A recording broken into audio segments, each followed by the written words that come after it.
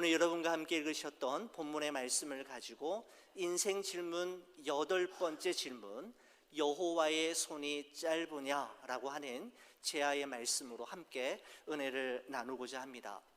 미국의 저명한 심리학자인 에이브러함 매슬로우는 인간의 동기와 성격이라고 하는 책에서 인간이 지니고 있는 기본적인 욕구, 욕망을 5단계로 정리해서 세상에 발표했는데 일명 매슬로우의 5단계 욕구 이론이라는 것입니다.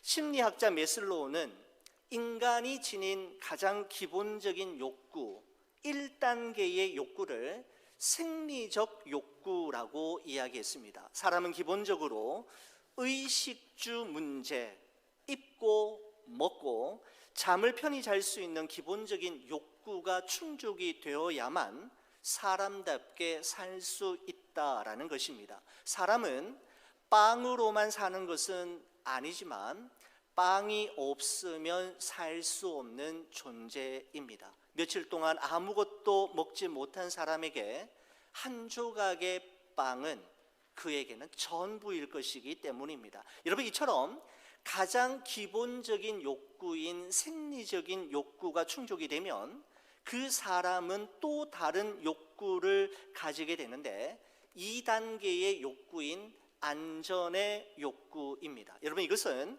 신체적인 위협이나 감정적인 공격으로부터 보호받고 안전하기를 바라는 욕구가 바로 안전의 욕구입니다. 여러분, 이 욕구가 충족이 되면 3단계의 욕구에 이르게 되는데 바로 소속감과 애정의 욕구입니다. 여러분, 사람은요, 내가 아닌 다른 사람에 의해 받아들여지고 사랑과 관심을 받고 싶어 하며 변두리와 변방이 아닌 관계의 중심에 위치하기를 바라는 욕구를 가지고 있습니다.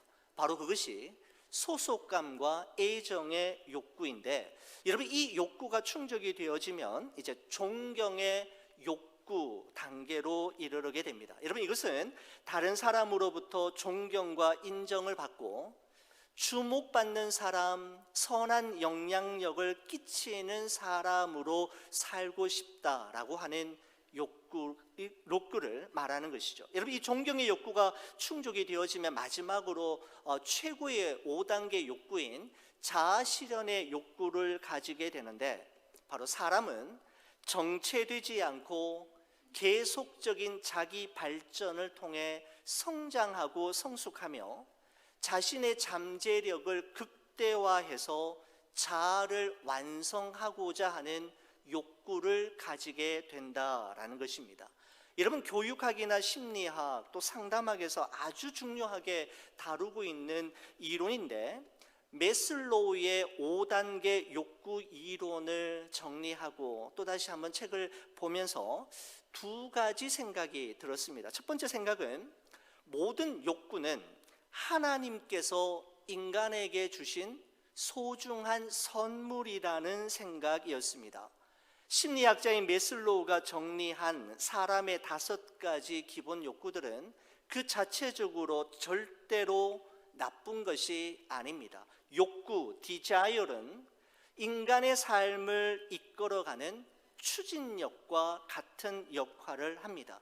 아무런 의욕도 없고 꿈도 목표도 없이 하루하루 살아가는 사람은 세상을 해탈한 사람이거나 아니면 세상을 포기한 사람, 둘 중에 하나일 것입니다. 우리 욕구를 누구를 위해서 사용하고 무엇을 위해 어떻게 사용하느냐에 따라 그것은 하나님의 영광을 위한 도구와 재료가 되기도 하지만 그 사용 여부와 사용하는 그 누구를 위해 사용하느냐에 따라 바로 그것이 또 죄의 도구가 되기도 하는 것이죠.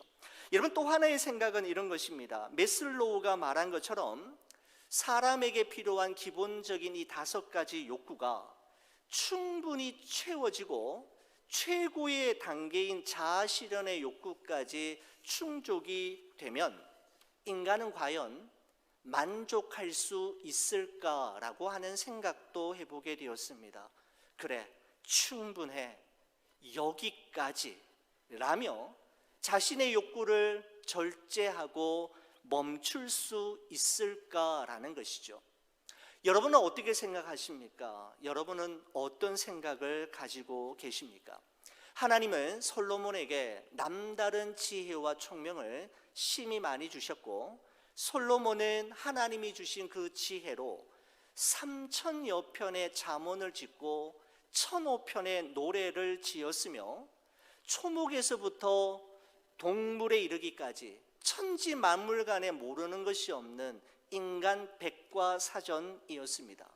또한 후궁이 700명이요 첩이 300명이었고 막강한 군사력과 이웃 나라들과의 든든한 동맹을 통하여 조국 이스라엘을 역사상 전무한 최강국으로 만들었을 뿐만 아니라 전무후무한 부귀영화를 한 몸에 누렸던 왕이었습니다. 여러분, 이 정도 되면 다 가졌고 다 누려보았기에 만족했을 것 같은데, 그의 결론은 이런 결론이었습니다. 전도서 1장 7절에서 8절에 그는 고백하기를, 모든 강물은 다 바다로 흐르되 바다를 채우지 못하며 강물은 어느 곳으로 흐르든지 그리로 연하여 흐르느니라.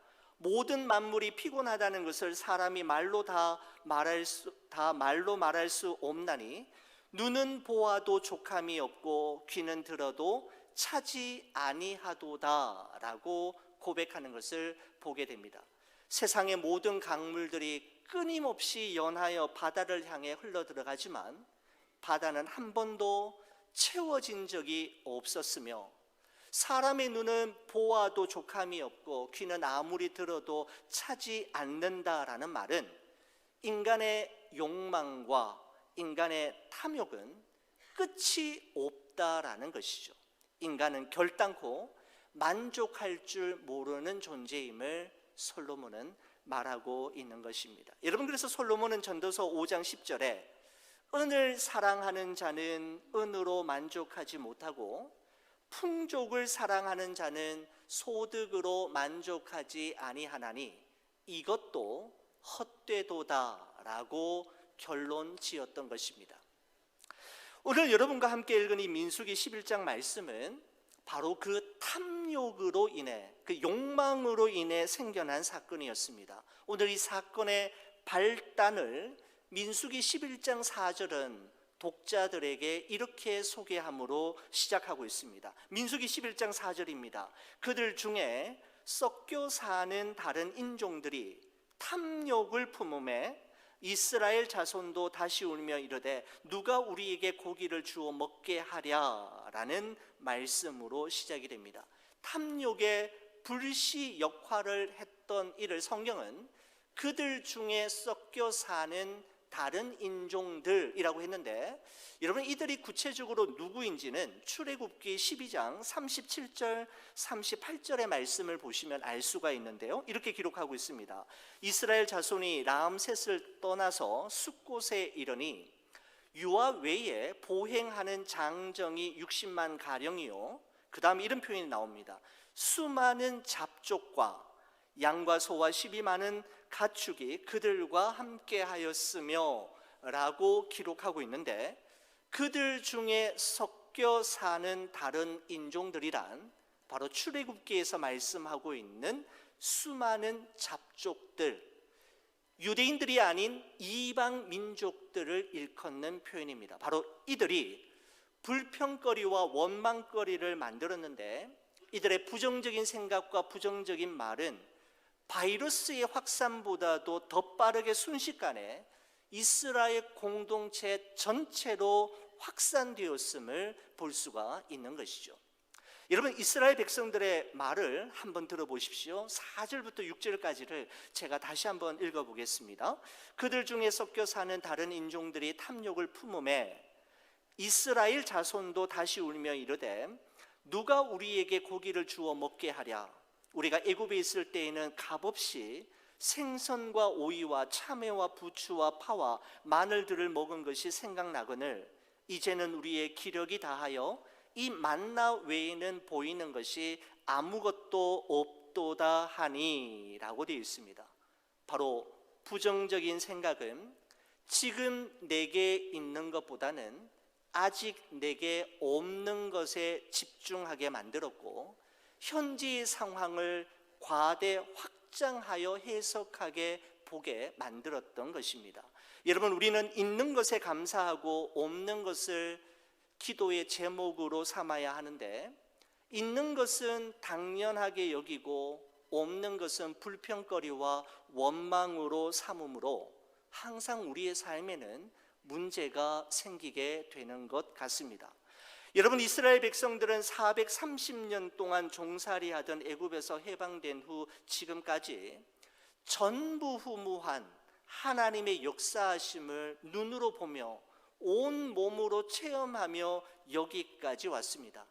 애굽 왕 바로를 무력화시키고 애굽 땅을 초토화시켜 버렸던 10가지 재앙들과 넘실거리던 그 홍해 한가운데 길이 생기고 이스라엘 백성들이 그 길로 걸어갔던 이 놀라운 기적을 이스라엘 백성들 모두는 저들의 눈으로 목도하였습니다.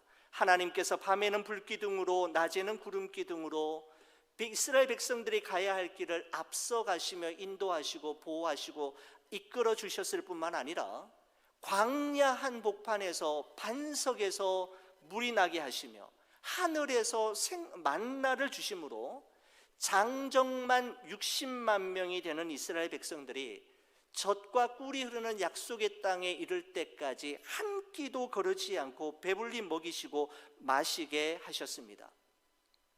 여러분, 이와 같은 하나님의 초자연적인 역사하심을 볼 때마다 정말 그들의 일상은 감동과 감격 그 자체이었을 것입니다. 여러분, 하지만 이러한 감동과 감격을 계속해서 유지하고 지속하는 데에는 실패하였던 모습을 볼 수가 있습니다. 여러분, 신앙생활을 하면서 또한 제 개인적으로 목회 연수가 조금씩 쌓이면 쌓일수록 유지하고 지속하는 것의 중요성을 참 다시금 절감하게 됩니다. 유지와 지속 말입니다. 순간적인 도달은 누구나 할 수 있습니다. 반짝이는 성취와 잠깐 눈에 띄는 성장도 어쩌다 얻을 수 있습니다. 여러분, 그러나 그것을 얼마만큼 유지하고 얼마나 지속할 수 있느냐라고 하는 것은 또 다른 문제이지요. 유지와 지속이 그 사람의 성숙함을 판가름한다라고 생각해도 과언은 아니라는 생각이 듭니다. 여러분, 저는 개인적으로 새벽 예배에 오기 전에 매일 성경으로 큐티하고 교회에 옵니다. 혹시 그러지 못한 날은 기도한 후에 교회에서 큐티를 하고 집으로 들려서 또 준비해서 교회로 출근하고는 하는데, 최근에 매일 성경으로 큐티를 한 이후에 매일마다 조금씩 읽게 된 책이 생겼습니다. 제가 대학교 다닐 때부터 시작했던 걸로 생각이 되는데 어느 순간부터 읽지 않았다가 다시 보게 된 좋은 생각이라고 하는 월간지가 있습니다. 참 그때 참 잘 읽었던 책인데 최근에 다시 보면서 참 좋은 생각들을 많이 가지게 됩니다. 여러분, 그런데 그 좋은 생각이라고 하는 월간지를 보다가 유지라고 하는 단어 하나가 제 마음속에 꽂히고 이 한 주간을 지탱해 왔던 단어가 되었습니다. 여러분, 유지라고 할 때 저는 일반적으로 이 단어를 생각하면 이 유자가 그 머물을 유자라고 생각했는데, 그 책에 보니까 머무를 유자가 아니라 밧줄 유자를 사용하는 것을 이야기합니다. 여러분, 그런데 이 밧줄 유자를 보시면은 두 개의 한자어가 만나서 이루어진 것인데 실사자와 세 숫자가 만나서 밧줄 유자를 만든다는 겁니다. 여러분, 그러면서 그 지은이는 이야기하기를 새를 실로 묶는 게 유지라는 것이죠. 다시 말하면 새처럼 날아가 버리려는 마음을 꼭 붙들어 매는 일이 유지라는 것입니다. 우리의 집중력을 떨어뜨리고 우리의 마음을 어디론가 놓쳐버리게 되는 상황 속에서도 그 마음을 꼭 붙들어 매는 게 유지라고 하는 지은이의 표현에 공감을 하게 되었습니다. 그렇습니다. 원대한 목표를 높이 세우고 전심전력하여 달려가는 것도 정말 중요하겠지만, 관건은 현재 내가 하고 있는 일을 얼마나 유지할 수 있는가, 그리고 지속적으로 해낼 수 있는가가 또 하나의 중요한 관건이 된다라는 것이죠.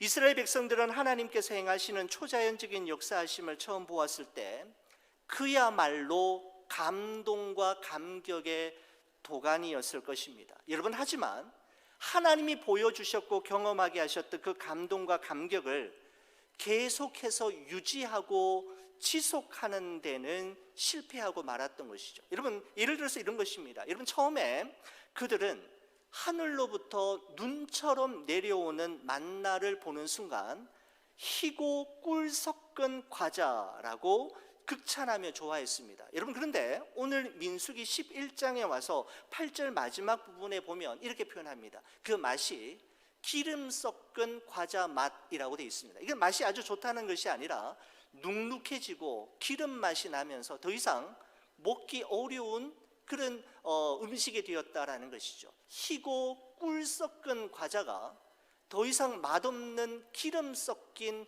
과자 맛으로 느껴졌다라고 폄하하기 시작했고, 그들은 그 광야 한복판에서 만나가 아니라 그 광야 한복판에서 고기를 달라며 고기 고기라고 외쳐대기 시작하는 것이었죠.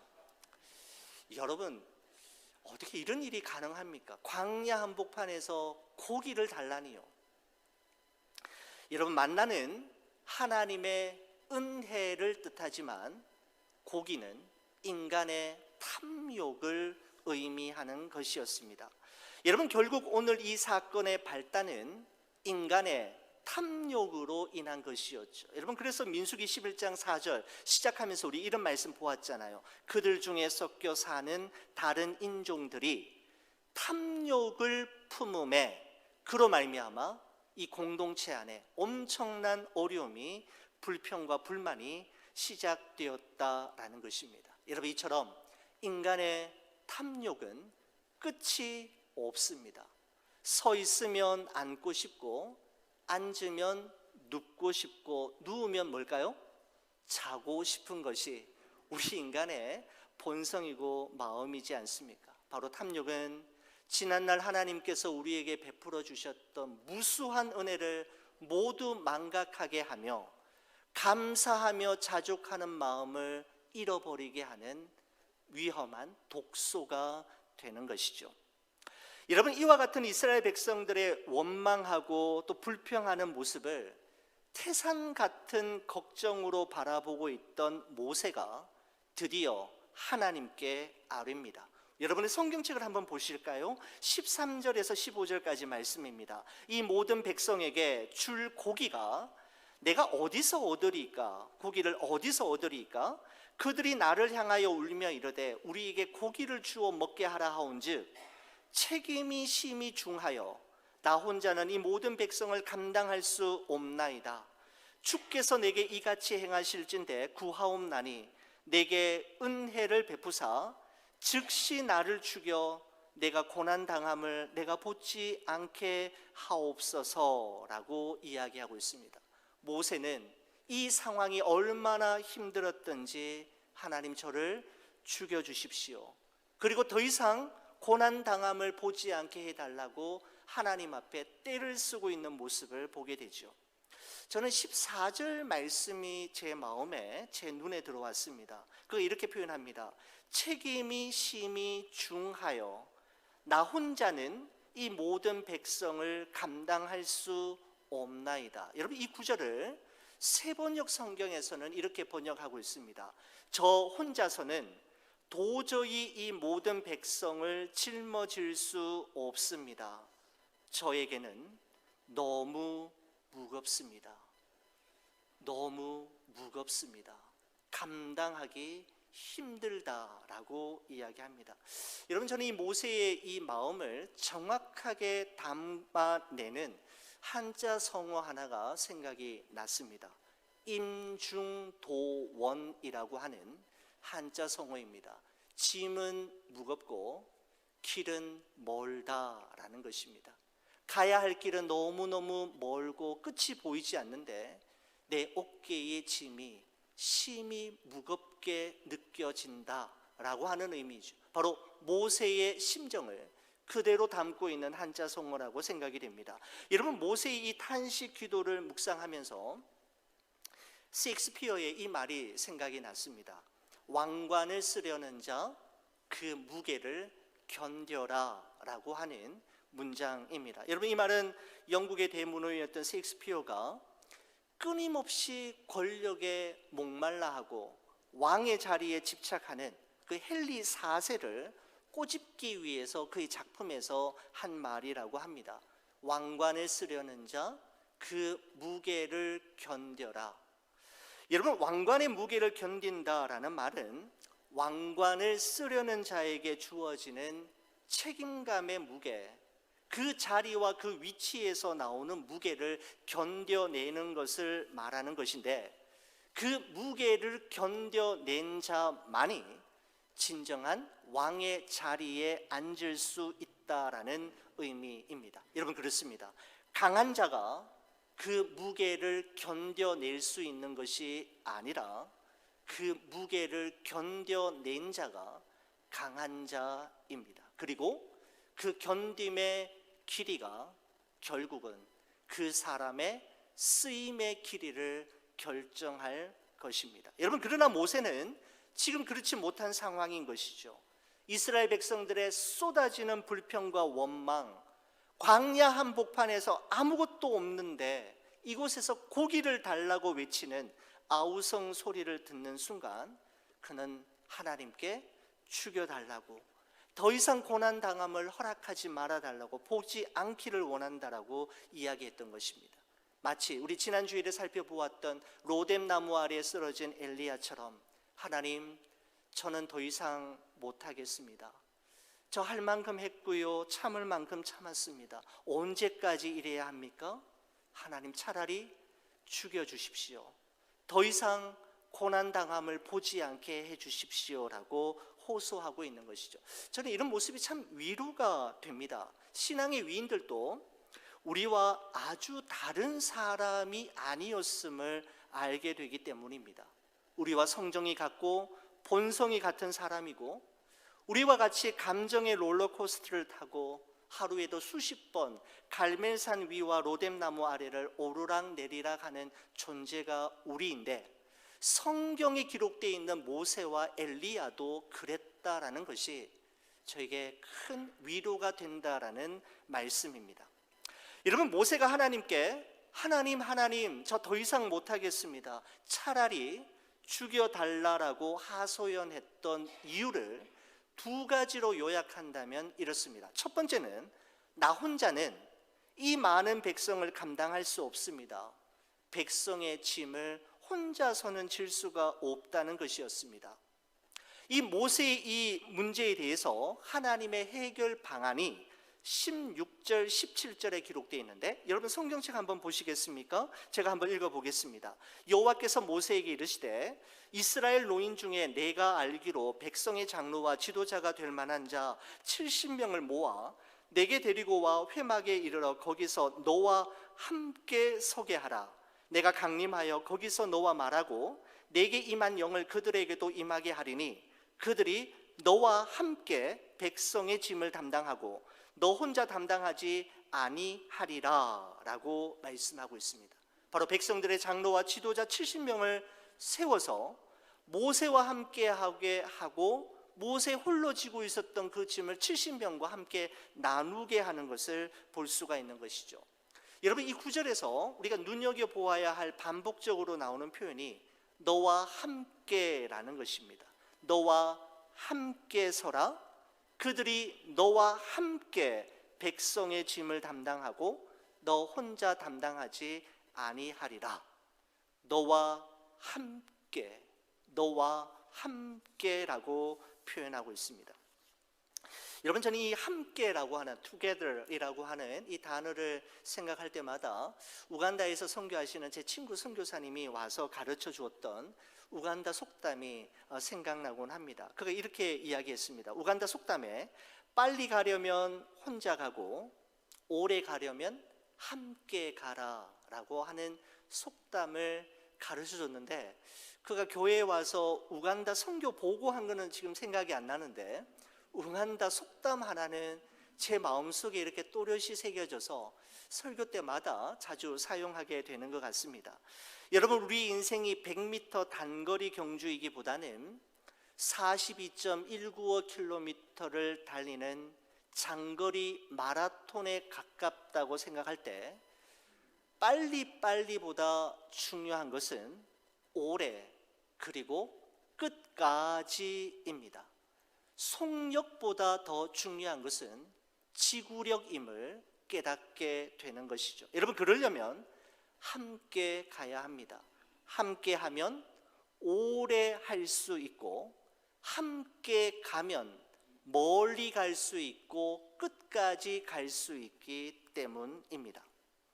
모세가 하나님 앞에 하소연했던 두 번째 현안은 무엇인가 하면 고기를 달라라고 하는 백성들의 아우성에 대해 모세 자신의 힘과 능력으로는 도저히 그들을 만족시킬 만큼 분량의 고기를 구할 방도가 없다라는 것이었습니다. 여러분, 이 문제에 대해서 하나님께서 어떻게 말씀하시는지 18절에서 20절 말씀을 한번 보십시오. 여러분, 성경책을 보시는 겁니다. 제가 한번 읽겠습니다.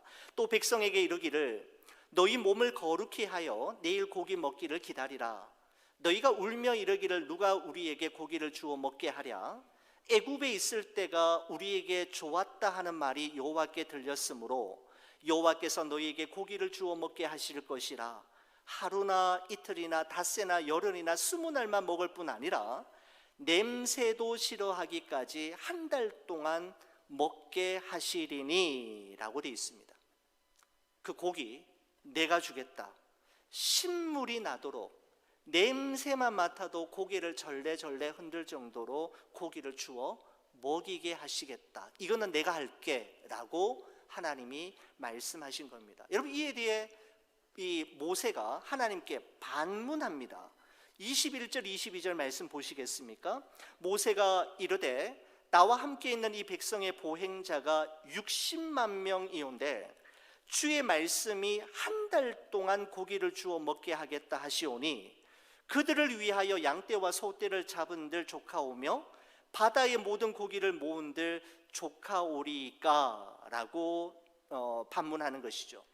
보행자가 60만 명이라는 것은 60만 가구가 지금 이 광야에 있다라는 겁니다. 여러분, 한 가구당 숫자가 3명만 되어도 180만 명이지 않습니까? 4명이라고 하십시다. 240만 명. 여러분, 그런데 그 당시 이스라엘 백성들이 대가족이었던 것을 감안해 본다면, 아니, 이보다 훨씬 더 많은 사람들이 광야 한복판에 지금 있는 것입니다. 그런데 어떻게 이 많은 사람들에게 고기를 먹여줄 수 있느냐라는 것이죠. 모세가 아무리 생각해봐도, 아무리 머리를 굴리고 머릿속으로 계산하고 암산해봐도 결과가 나오지 않자 이렇게 물었던 것입니다. 여러분, 그때 하나님께서 모세에게 23절에 다음과 같이 질문하셨습니다. 23절은 여러분과 제가 같이 한번 읽어보겠습니다. 같이 봅니다. 여호와께서 모세에게 이르시되 여호와의 손이 짧으냐 내가 이제 내 말이 내게 응하는 여부를 보리라. 아멘. 여호와의 손이 짧으냐라고 하는 이 말은 여호와께 능하지 못한 일이 있겠느냐, 여호와께 불가능한 일이 있겠느냐라고 하는 의미이죠. 여호와께는 불가능한 일, 능하지 못한 일이 없으심을 말씀하고 있는 것입니다. 여러분, 예수님께서 제자들에게 이렇게 말씀하신 적이 있습니다. 마가복음 10장 27절에 보시면 예수께서 그들을 보시며 이르시되 사람으로는 할 수 없으되 하나님으로는 그렇지 아니하니 하나님으로서는 다 하실 수 있느니라. 여러분, 그렇습니다. 우리 사람의 힘으로는 넘지 못할 산과 건너지 못할 인생의 강이 우리 앞에 너무너무 많지만, 하나님께는 그것이 산이든 강이든 전혀 문제가 되지 않는 것이죠. 하나님께서 하시고자 하는 일을 사람이 막을 수 없으며, 하나님이 막으시는 일을 사람이 이룰 수 없는 것입니다. 우리는 우리의 생각과 상식과 경험, 이성으로 하나님을 언제나 제한합니다. 내가 할 수 없으면 하나님도 할 수 없다고 생각하고, 내게 불가능한 일이면 하나님께도 불가능한 일이라고, 하나님도 어쩔 수 없다고 생각합니다. 여러분, 그러나 그 어떤 경험과 상식보다도 더 우선되는 사실은 여호와의 손이 짧으냐입니다. 다시 말씀드려서, 여호와께는 능하지 못한 일이 없다라는 사실입니다. 하나님께서는 모세에게 여호와의 손이 짧으냐라고 하신 후에, 내가 이제 내 말이 내게 응하는 여부를 보리라 라고 말씀하셨습니다. 너의 현실 속에서 내가 한 말이 이루어지는지 이루어지지 않는지 그 여부를 이제 보게 될 것이다 라고 말씀하셨는데, 여러분, 어떻게 보여지게 되느냐 하면 민수기 11장 31절 말씀입니다. 한번 보십시오. 바람이 여호와에게서 나와 바다에서부터 메추라기를 몰아 진영 곁 이쪽 저쪽 곧 진영 사방으로 각기 하룻길 되는 지면 위에 2규빗쯤에 내리게 한지라 라고 말씀하고 있습니다. 자, 보시면은 하룻길이라고 되어 있습니다. 그죠? 하룻길 되는 지면 위에 메추라기가 내렸다라고 했는데, 여러분, 하룻길이라는 것은 성인 남자가 하루에 도보로 걸어갈 수 있는 거리를 하룻길이라고 이야기합니다. 여러분, 성경학자들은 이 하룻길을 보통 30km로 잡고 있는 것이죠. 여기서부터 시작해서 여러분 30km 한번 생각해 보십시오. 끝도 보이지 않는 그 길이에 메추라기가 뒤덮여 있는 겁니다. 여러분, 그런데 두께가 나오고 있습니다. 어느 정도의 두께로 나왔느냐 하면 2규빗쯤에 내리게 한지라 라고 되어 있습니다. 여러분, 한 규빗이라는 것은 길이의 단위입니다. 성인 남자의 이 팔꿈치에서 이 손가락 끝까지의 길이를 한 규빗이라고 이야기하는데, 보통 학자들은 45cm로 이야기하는데, 2규빗의 두께로 메추라기가 내렸다고 하니까 90cm, 1m 두께로 여기서부터 30km까지, 그것도 한 달 동안 메추라기가 들이 쏟아 부어지게 된 것이었습니다. 아무것도 존재하지 않고 아무것도 먹을 것이 없는 텅 빈 광야 한복판이었지만, 이스라엘 백성들은 한 달 동안 여호와의 손이 결코 짧지 않음을 생생하게 목도할 수 있었던 것이죠.